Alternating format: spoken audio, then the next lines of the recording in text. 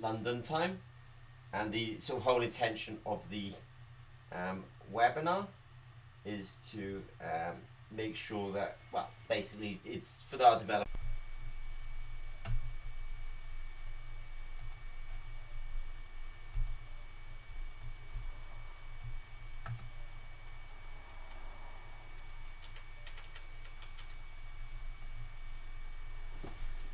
Right, so there we go. Right, well, I apologise for that, but thanks for the kind comments about I can't watch.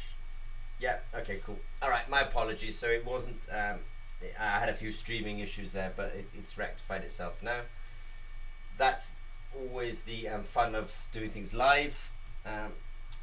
But we at least try to do it live because obviously, you know, it's more authentic, I would say. So we get these questions, you know, into the forum, and we do appreciate these questions.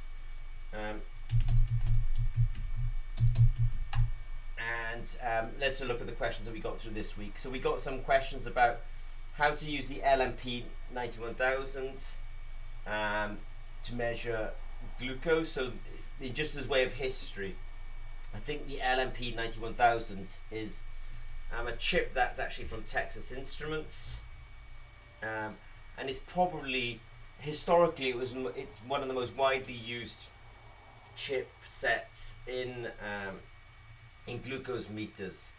So it was used a lot. I think they're these days getting a lot of competition from analog devices, ADI, but it has historically been used a lot. We got another question in about how to make a portable potentiostat with a LCD display. Cool. Thanks for the confirmation that you can hear me. And then we got another similar inquiry about really making potentiostats for looking at uric acid, oxygen, and pH. So we seem to have good connection now, so thanks for hanging in there. So the inquirer was asking about, you know, there's a chipset out there called the LMP 91000.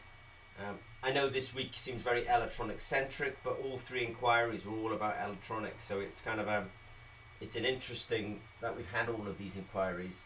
Now the inquirer is he links to it himself, but he says, you know, we've got all this material on our website, so if you're interested in using this chipset, we do have a lot of information about the LMP 91000 on the website, but I know that the inquirer, he already knows about this because he linked to it himself. What we don't say so much about is actually we do have another page on the website where we talk about wearables a lot. It's a little flexible circuit, and that also uses the LMP 91000. So what I want to say is we understand that the original inquirer is actually having problems programming the LMP 91000, and he's aware of the first page of data, but there's actually a second page of data. Now he does ask us for a reference design, and I must admit we don't have a reference design on the website. Now I might do that. I think we might do that because I'm quite interested in making a open source potentiostat, but I'm sort of a little bit reluctant because there's so many open source potentiostats on the web. On the web, I'm worried about, you know, we're just going to kind of confuse people even more so. But I am interested in, you know, potentially doing when I say open source potentiostat, I know everyone wants to do them low cost. I do feel like the Sense It Smart is actually such a low cost and highly functional potentiostat. It's almost, you know, you don't need any more open source potentiostats, but, you know, I understand people are trying to do it. So in the original inquirer, we don't have a reference design, but there is a second page, and I would really encourage you to take a look at the wearables page, because the wearables page on the ZP website, we are using the LMP 91000 there. So there's a lot of data, a lot of posters there. So I would really encourage the inquirer to have a look at the wearables page. Now, so I'm sorry that, well, when I say sorry, there's 3 inquiries this week and they're all about electronics, so it might be a bit duplicating, so I apologize for that. The other inquiry that we had this week is how to make a portable potentiostat with an LCD. I think that's a simpler question, to be honest with you, because the first question was, how do I specifically make a potentiostat with an LMP 91000? And I'm kind of saying, there's 2 pages of information that we have. And when I Google the LMP 91000, I realised that we're actually on the first page of Google. So I think the information we have there must be fairly comprehensive. But the second inquiry, his question's a bit more easy because he doesn't require, he's not too bothered by what chipset he's using, just wants to know how to do it. Now, Aftab, who's he's one of our ZP Developer Zone members, he's probably online today. Yeah, I see him there. I think he's actually, if I recall rightly, he has designed, let's say, a potentiostat. He has a paper on it. And he suggests this UWED one, which he's also linked to. And I agree with him, because if you go to our website, I'll just go to there now. We've actually listed out, that there's at least 4 open source potentiostats there. There's UWED, there's CheapStat, there's PSOC, and there's DStat. So they're all out there. We have a page about it on the website, and I think the one that we have Aftab has put a link to it on the developer zone, and we've put a link to it on our website as well. You can see that we're quite we do try to support people in the design of electronics. The mindset is this, that we don't want the electronics to be the gating item. If people can make electronics, then they can get onto making their biosensor systems, and then they can get to go into market. So we try to be supportive of people who want to do their own electronics. So we do have a couple of good pages on the LMP 91000. If you Google us, you will find that we're actually on the front page for that LMP 91000. But it's also worth looking at our wearables page, because it still uses the same chipset. And I will take Aftab's advice on, if you just want to make an open source potentiostat, then take his advice and maybe follow the UWED paper, because I think he has followed it. So he's talking from personal experience there. Just something I want to sort of mention, because we're talking about electronics. I know I mentioned this last week and the week before. So we've ended up at the moment, we have a little thumb-sized board. Now we've tried to bring the price down to such a point where it actually becomes sort of, I don't want to say a no-brainer, but pretty close to a no-brainer, that it starts becoming sort of so low cost. Now this it's not a potentiostat. This electronics board, it will read ion selective electrodes pretty well, but then, for example, one of the inquirers this week, he wants to do a glucose sensor. Another inquirer wants to do a uric acid sensor and an oxygen sensor. So those sensors, uric acid sensor, the oxygen sensor, the glucose sensor, those are amperometric sensors. So at the moment, this board is good for potentiometric sensors. That's why I've got all these ions listed. But what we're going to do is, I'm actually going to have a talk to the engineers this week, and I'm going to make a version. We'll make a version of this board, and we'll put the firmware on it to do amperometric sensors. So what that means is we'll be able to then try and help the community by putting a set of electronics onto the website, which is as about as low cost as we can get it, which is one board for €250. But then you'll be able to use that particular board for glucose sensing, because it will have the amperometric mode on it. So that might help some people. So I would say this, look, the LMP 91000 from Texas Instruments, it was a good chipset. I think it is used in a lot of glucose meters that are on the market at the moment, but I think it's used for historical reasons. It was the only chipset for a while there. Now I think the new chips from ADI are actually, Analog Devices, are probably better. If you want information about that LMP 91000, 2 pages on our website, take a look at that. If you're starting from scratch and you want to develop a potentiostat, then I think the UWED is a good. I recommend it because AFTAB recommends it, and I think he's actually followed the paper. Now, what we're doing is actually we're trying to bring down the cost of these electronics, so that they're essentially more accessible. And so at the moment, the lowest cost electronics we have is €250, but it only does the ions. It'll do pH, for example. It won't do the amperemetric stuff.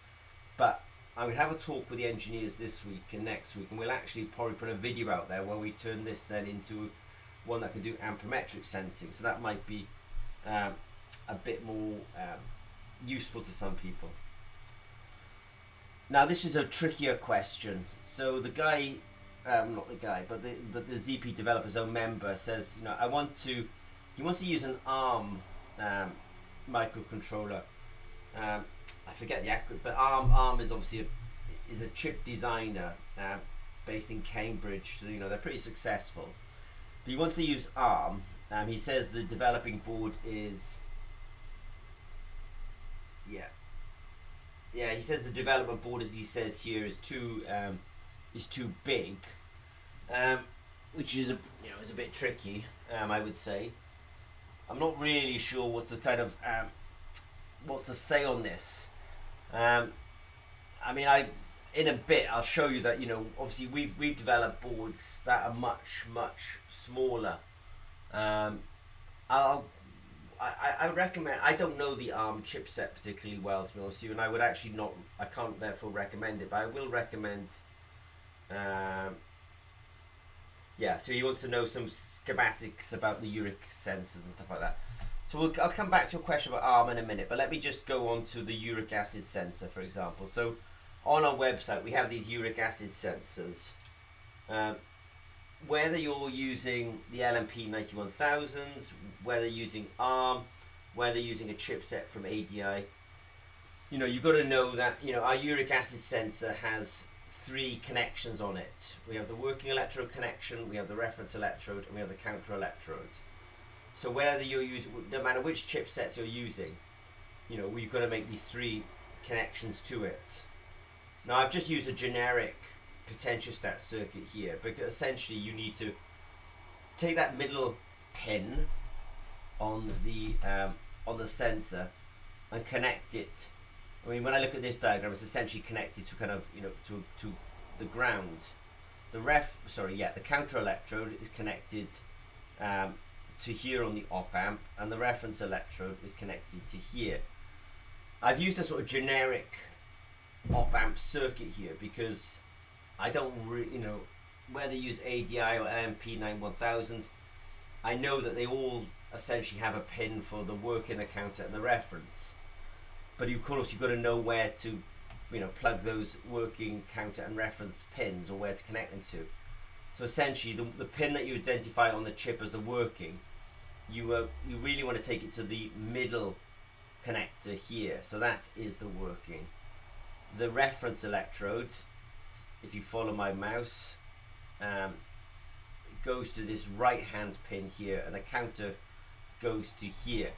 So that's the schematic and the architecture. I might talk a little bit about the kind of data you can expect.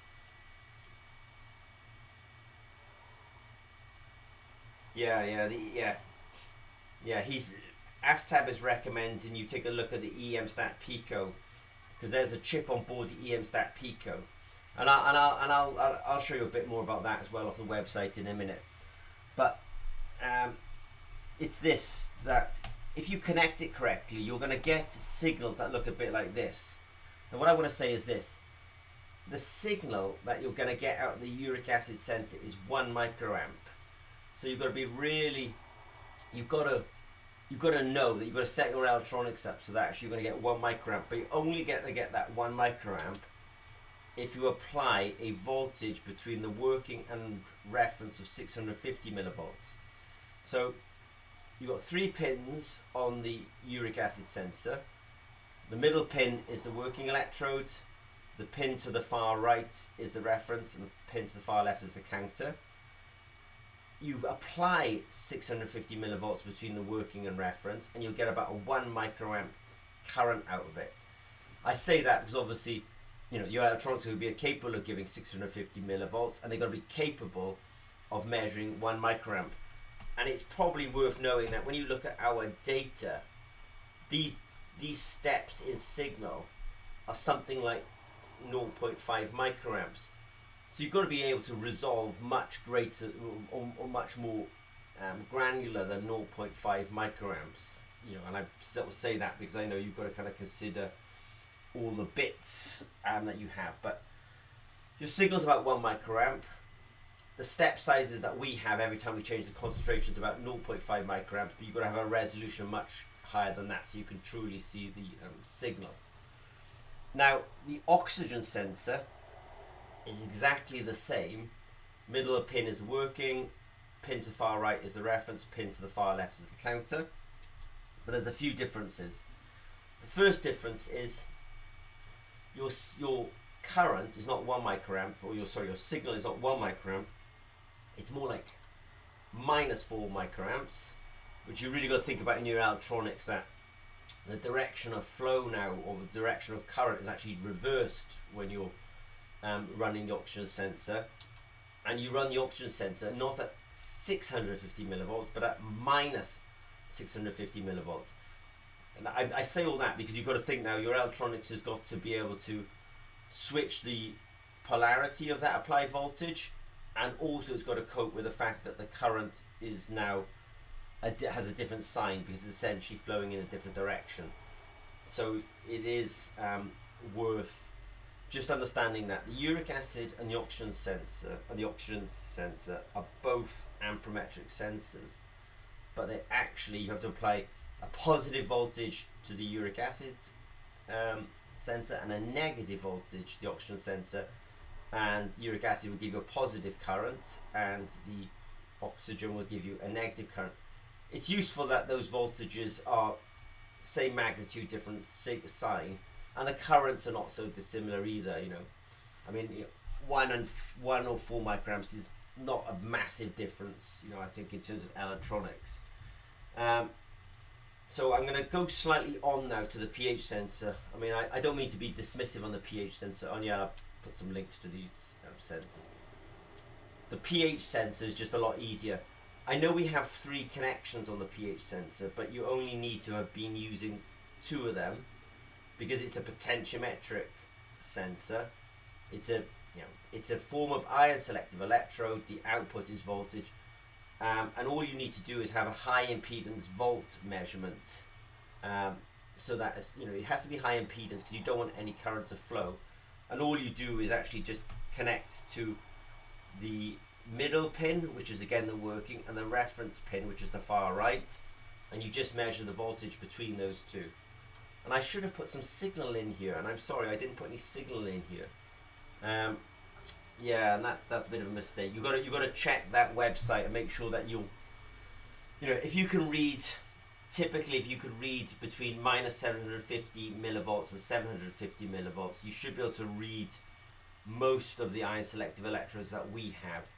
So I've just pulled that from memory a little bit. So, be a little bit careful, check it out. But I would suggest that if you could read minus 750 millivolts to 750 millivolts, you'll probably cover most of the ion selective electrodes that we have. And even though we have 3 pins, you only, even if you're connected to the 3rd pin, as long as you're not using it, but we only need 2 pins, the middle one and the far right one. I think I've laboured that point enough now. So I will.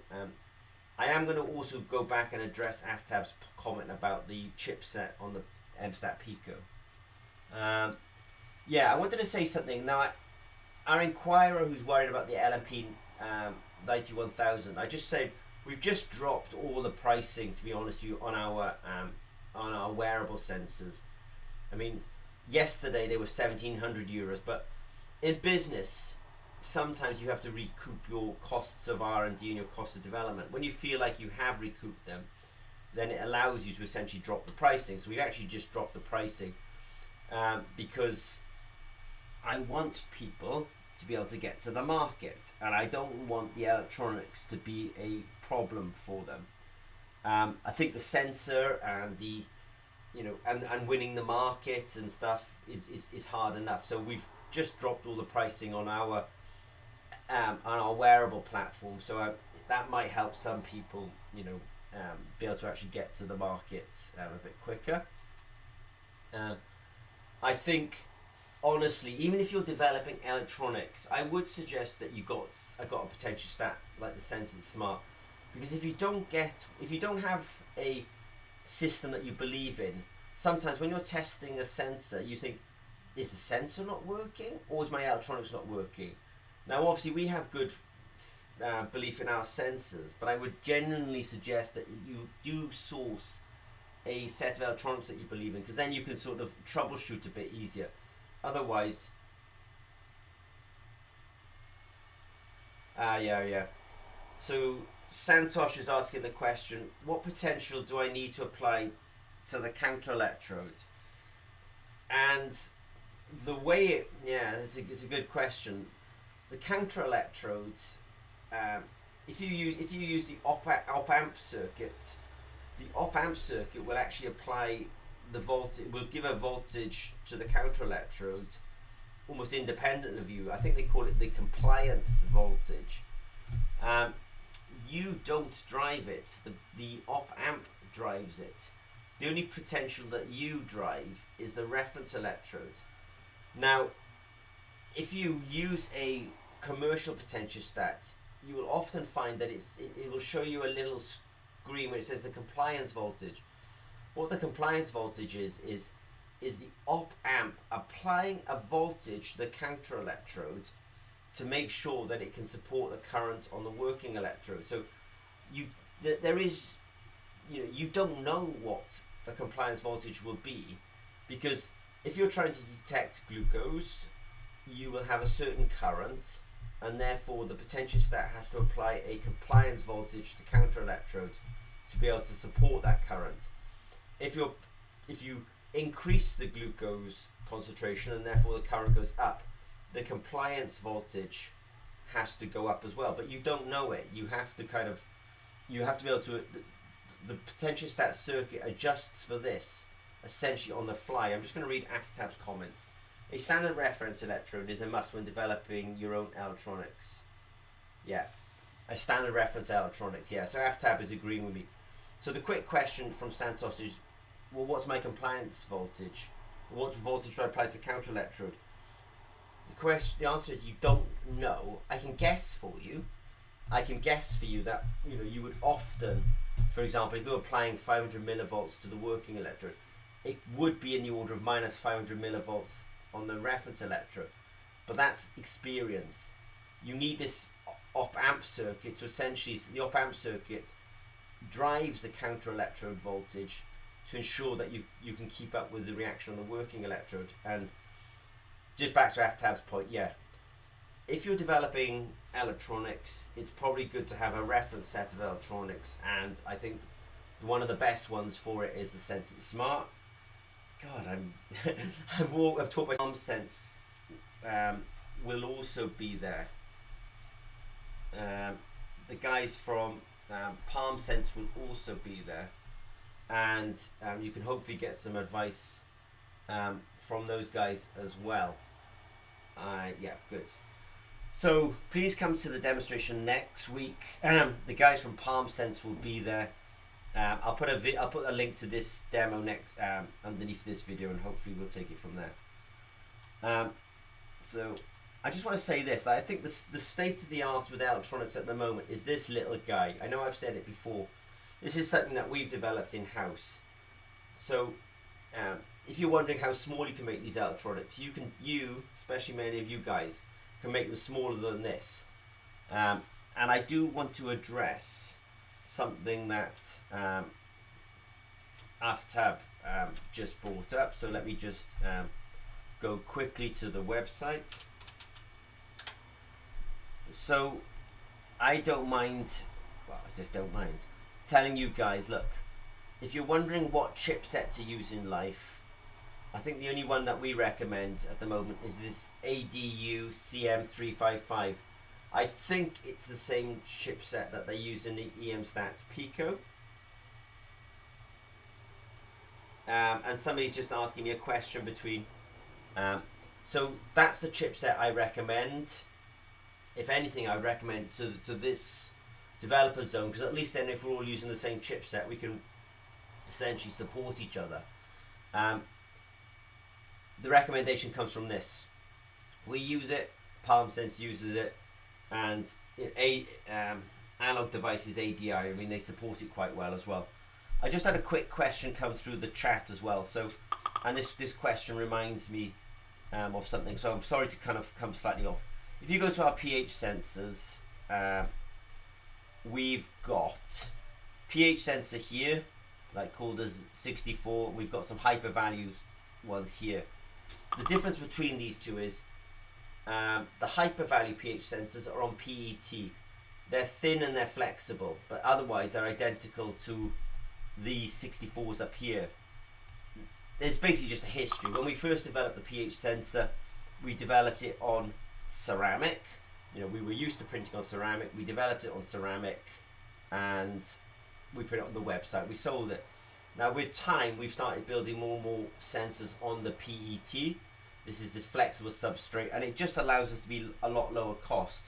So the big difference between these pH sensors and these pH sensors, the big difference is cost, and the big because the PET is just so much easier to manufacture at volume, so the cost is much more is much better. And you know, the ceramic, you could argue, could work at higher temperatures because it's ceramic rather than PET. So that question came through in the chat whilst I was chatting, so I just wanted to kind of quickly answer it. And I will just go back to the slides. So, and the summary is this. There were a lot of questions this week. One of the inquirers is building a potentiostat around the LMP 91000. We don't have a reference design, but we do have a second page of information under our wearables page, which might be useful to you. One of the other inquirers just wanted to know how to make a low-cost potentiostat with LCD screen. Aftab suggested UWED design. I think he's done it, so that's probably a good starting point. And then the other inquirer was trying to use an ARM microcontroller. We don't have experience with it, and Aftab's right. We're using the ADI chipset. PalmSense is using the ADI chipset. It might be a recommendation to try, which is great. All right, so I think I might have to round this up now because we have been having a few internet problems. All right, thanks guys, and I shall see you next week. I will just say thank you in the chat. That's all.